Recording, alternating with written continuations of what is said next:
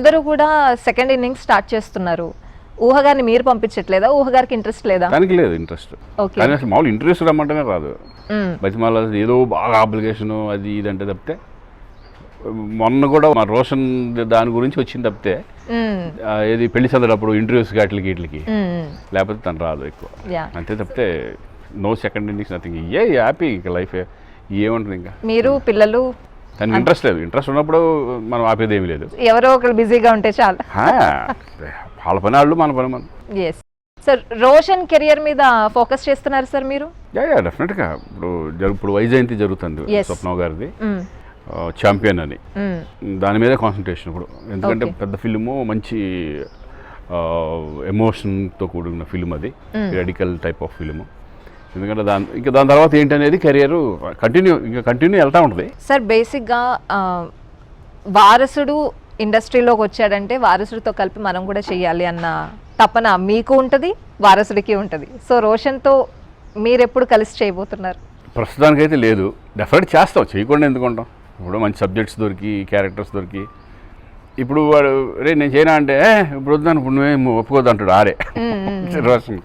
ఎందుకంటే చేస్తాం, 100% జరుగుద్ది. ప్రస్తుతానికి మరి అది దాన్ని డిజైన్ చేసే బట్టి, సబ్జెక్టులను బట్టి, వాటిని బట్టి ఉంటుంది.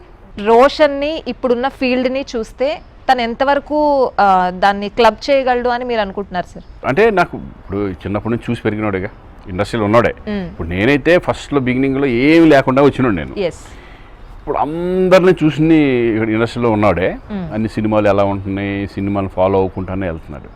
ఇప్పుడున్న జనరేషన్ ఎంత కష్టపడుతున్నారు అనేది మాత్రం 100% మనమే చూస్తున్నాం. ఈరోజు ఇదివరకు మేము అంతా ఎక్సర్సైజ్ చేసి బాడీ అసలు ఏమి ఉండేది కదా మాకు. ఇప్పుడు తప్పదు. ఇప్పుడు కంపల్సరీ ఫిట్నెస్ అనేది చాలా ఇంపార్టెంట్. ఆ ఫిట్నెస్ ఇవన్నీ చాలా బాగా అతనికి అవగాహన వచ్చేసింది, అతనే చేసుకుంటాను. ఇప్పుడు నేను చెప్తే నువ్వు చెయ్యి అంటే కాదు అది. ఎందుకంటే అతను లీస్ట్ యాస్బర్గ్ వెళ్ళాడు, అతనే నేను జాయిన్ చేయించాలని కాదు, ఆయనకి ఇంట్రెస్ట్ ఉండి రోషన్కి నేను అక్కడ జాయిన్ అవుతాను, నేను ఎల్ఏలో జాయిన్ చేయించాను. తర్వాత మళ్ళీ నేను అసిస్టెంట్ డైరెక్టర్గా జాయిన్ అవుతాను అన్నాడు. బాంబే పంపించి దబాంగ్ 3 మన సల్మాన్ ఖాన్ ఫిల్మ్లో అసిస్టెంట్ డైరెక్టర్గా ప్రభుదేవ పక్కన ఒక ఇయర్ అంతా అలా వెళ్ళాడు.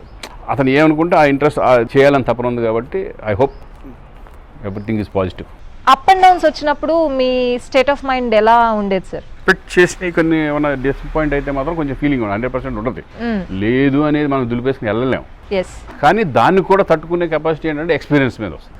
ఇప్పుడు నేను చాలా ఫిల్మ్స్, ఇప్పుడు నా ఆల్మోస్ట్ 140 మూవీస్ లో ఇప్పటికీ నాకు ఆ ఫీలింగ్ ఉంటుంది, కానీ దాన్ని మళ్ళీ బయటకు వచ్చేస్తాం. Okay, all in the game. ఒకసారి సక్సెస్ అవుతాయి, ఒకసారి ఫెయిల్యూర్. సక్సెస్ అయినప్పుడు మనం ఎగిరిపడం, ఫెయిల్యూర్స్ వచ్చినప్పుడు చిన్న ఉంటుంది. దాన్ని ఓవర్కమ్ చేసుకుని మనం మళ్ళీ నెక్స్ట్ ప్రాజెక్ట్ గురించి ఆలోచించడం తప్ప ఇంక చేసేది ఏమి లేదు. ఎప్పుడైనా మొహమాటంతో మీకు నచ్చకపోయినా చేసిన స్క్రిప్ట్ ఏమైనా? 100% ఉంటాయి. చాలా అంటే కెరియర్ ప్లానింగ్స్ ఇదివరకు మేము ఉన్నప్పుడు ఏంటంటే సినిమా తర్వాత సినిమా చేసుకుంటూ వెళ్ళిపోయేవాళ్ళం. ఇప్పుడు ఇప్పుడున్న జనరేషన్ అలా కాదు. ఏది పడితే అది చేస్తే కనుక వాళ్ళు ఇంటికి వెళ్ళిపోతారు. వాళ్ళు డెఫినెట్గా వాళ్ళు కష్టం.